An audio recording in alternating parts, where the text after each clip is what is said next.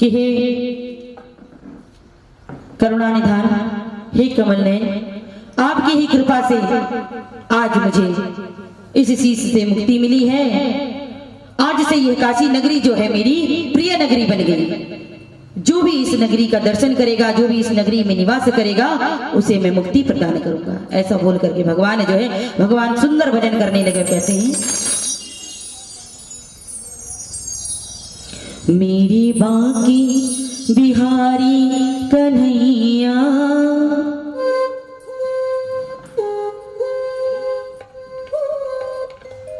मेरी बाकी बिहारी कन्हैया, तेरा जलवा कहाँ पे नहीं है। मेरे बाकी बिहारी कन्हैया, तेरा जलवा कहाँ पे नहीं है। तेरे बाकी बिहारी कन्हैया, तेरा जलवा कहाँ पे नहीं है। मेरे बिहारी कन्हैया, तेरा जलवा कहाँ पे नहीं है।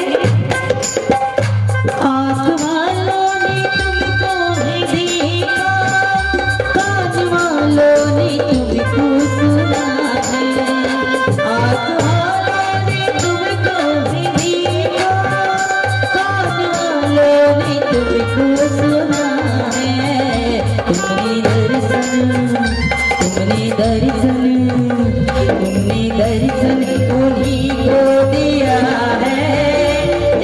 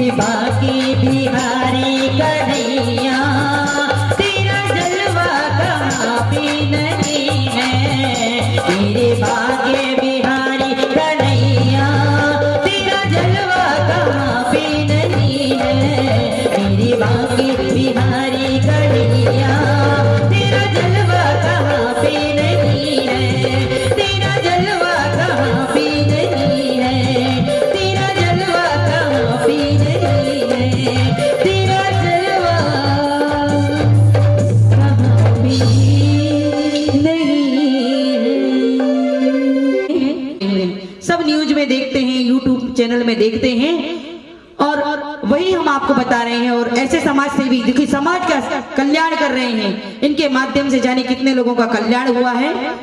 ऐसे समाज सेवी के लिए एक बार और जोरदार तालियां सभी हमारे भाई बंधु जितने बैठे हुए हैं सभी।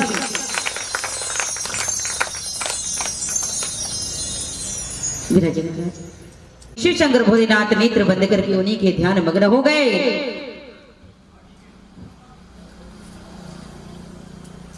और माता पार्वती ने जब पूरा यह वृत्तांत देखा तो अत्यंत प्रसन्न हो गई और प्रसन्न होकर के भगवान को प्रणाम किया और भगवान भूत भावन भोलेनाथ की सेवा करने लगी।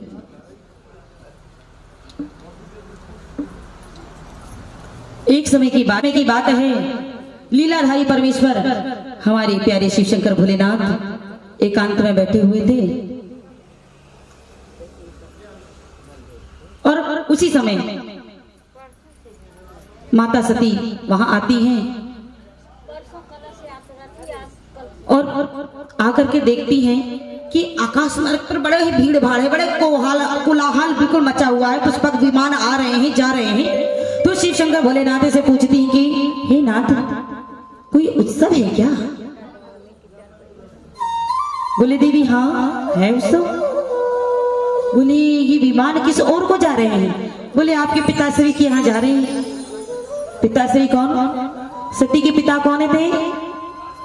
दक्ष प्रजापति थे वो। और जब हमने बोला कि बिना साहस के अगर कोई उपाधि हमें प्राप्त हो जाए, कुछ उपयोगिता अगर हमें मिल जाए तो उसका दुरुपयोग करने लगते हैं, अभिमानी हो जाते हैं। क्या हो जाते हैं? अभिमानी।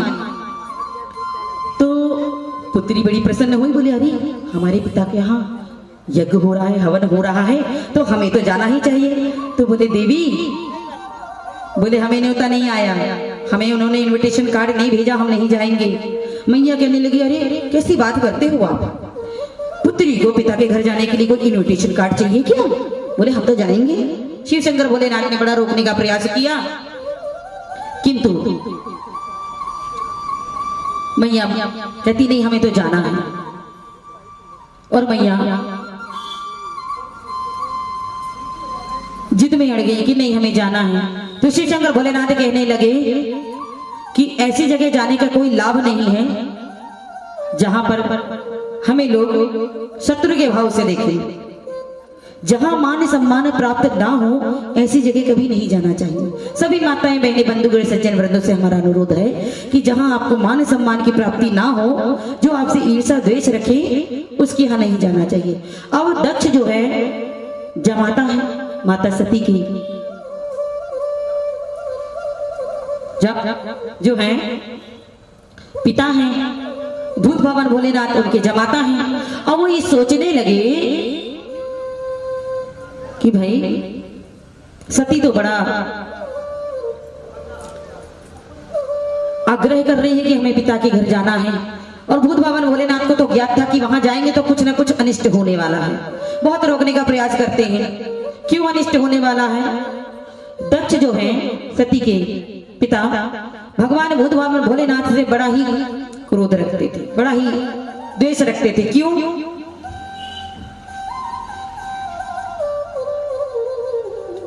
राजा दक्ष के यहाँ सबसे छोटी पुत्री सती का जन्म हुआ। जन्म क्यों हुआ? जन्म हुआ और जन्म से ही वो शिव शंकर भोलेनाथ की पूजा करती थी। शिव शंकर भोलेनाथ की पूजा करती थी और पूजा करते करते समय बीतते गया, समय परिवर्तित होता गया और सती जो है युवावस्था को प्राप्त हुई। लेकिन शिव शंकर भोलेनाथ से उनका प्रेम दिन प्रतिदिन पल हर घड़ी बिल्कुल बढ़ता ही जा रहा था, बढ़ता ही जा रहा था, बढ़ता ही जा रहा था। बहुत प्रेम करती थी शिव शंकर भोलेनाथ से, क्योंकि उनका जन्म ही उनके लिए हुआ था। जब युवती हो गई सती तो पिता को चिंता हो जाती है, भाई पुत्री बड़ी हो गई, विवाह योग्य हो गई, भाई कोई अच्छा वर देख करके, सुयोग्य वर देख करके भी पुत्री का विवाह कर दिया जाए। तो ब्रह्मा जी को बुलाते हैं दक्ष पिताश्री, बोले पुत्री विवाह योग्य हो गई है, कोई बढ़िया सा सुयोग्य वर देख करके मेरी पुत्री का विवाह कर दे। तो ब्रह्मा जी कहते हैं इतना सुंदर सुयोग वर कहीं नहीं मिलेगा, तीनों लोगों में नहीं मिल सकता जैसा वर मैंने उसके लिए पहले से ही देख के रखा है। तो दक्ष बोलने लगे, अरे पिताजी ऐसी बात? बोले बताओ तो जरा कौन है, हम भी तो जाके मिले जरा, देखिए कितना रूपवान है, कितना गुणवान है, कितना धनवान है, सोने की उसके पास महल है कि नहीं, मेरी पुत्री को सोने के बर्तन में भोजन करा सकता है कि नहीं करा सकता? भाई मेरी पुत्री तो यहाँ सोने के बर्तनों में भोजन करती है, सोने के महल में रहती है, दास दासियां उसके पीछे घूमती रहती हैं। मेरी इतनी सुंदर सुकोमल पुत्री है, परम सुंदरी सती इतनी सुंदर की उनकी सुंदरता के आगे किसी की सुंदरता टिकती नहीं थी, इतनी सुंदर दिव्य सुंदरता थी उनकी। अब जब ब्रह्मा जी ने ऐसा कहा कि भाई मैंने सुयोग वर पहले से ही देख रखा है, दक्ष ने बोला पिताश्री मैं भी देखना चाहता हूँ, दर्शन करना चाहता हूँ। बोले पहले उनका नाम ही बता दीजिए, आप दर्शन बाद में कराइए, नाम तो बता दीजिए। बिल्कुल उत्साहित हो गए। कभी कभी माता पिता बड़े उत्साहित हो जाते हैं जब कोई अच्छे लड़के की खबर अपनी पुत्री के लिए आता है कि भाई देखो वहां बहुत अच्छा लड़का है, नौकरी सर्विस में है, देखने में भी सुंदर है, परिवार भी सुंदर है। तो माता पिता बड़े उत्साहित हो जाते हैं, बेटी के माता पिता, पुत्री के माता पिता बड़े उत्साहित हो जाते हैं, कहने लगते हैं हरी जाके नाम तो देख ले, नाम देख ले, पहले गुड़ान जो है ना गुड़ मिला ले, उसके बाद फिर जाके दर्शन करेंगे, देखेंगे। ऐसे ही बड़े उत्साहित हो गए दक्ष और पूछने लगे पिताश्री नाम तो बता दीजिए। जब ब्रह्मा जी ने नाम बताया कि शिव शंकर भोलेनाथ से बढ़कर इस संसार में कोई भी जमाता नहीं बनने योग्य है आपके, जैसे ही उन्होंने शिव शंकर भूत बावन भोलेनाथ का नाम लिया, दक्ष की भवें तर्रा गई क्रोध से। बोले वो विकट वेशधारी, हड्डियों कपाल की माला पहनता है, हड्डी धारण करता है, मुर्दे की राख मलता है, भस्मी धारण करता है। बोले उसको अविनाशी, उसको मैं अपनी कन्या दूंगा। बोले पिताश्री और कोई नहीं मिला मेरी पुत्री के लिए, मेरी पुत्री कितनी सुंदर कितनी सुकोमल, उसको दूंगा मैं अपनी पुत्री। कताबी नहीं, बिल्कुल नहीं। अब ब्रह्मा जी कहने लगे पुत्र सती का जन्म ही शिव के लिए हुआ है। बोले नहीं पिताजी मैं तो इस बात को नहीं मानूंगा, मेरी पुत्री सारी उम्र घर में बैठ जाए परंतु मैं ऐसे वर को नहीं वरूंगा अपनी पुत्री के लिए। आप भी देखते हैं कभी कभी ऐसा होता है, लड़का बड़ा रूपवान है लेकिन उसमें कुछ अवगुण है, चलता है उसको भी चलता है, कहते अरे हमारी बेटी घर में बैठी रहे, अब इतना रूपवान है लेकिन रहने दो, हमें नहीं करना ऐसी जगह शादी। अब बहुत अवगुण हो जाते हैं आज के समय में, तो खाना और बहुत सारी चीजें करना ये तो आम बात हो गई है। बहुत मनाने पर पिता के दक्ष मान गए और सती का विवाह शिव शंकर भोलेनाथ से कर दिया, गैर मन से कर दिया, विवाह हो गया, सती चली गई।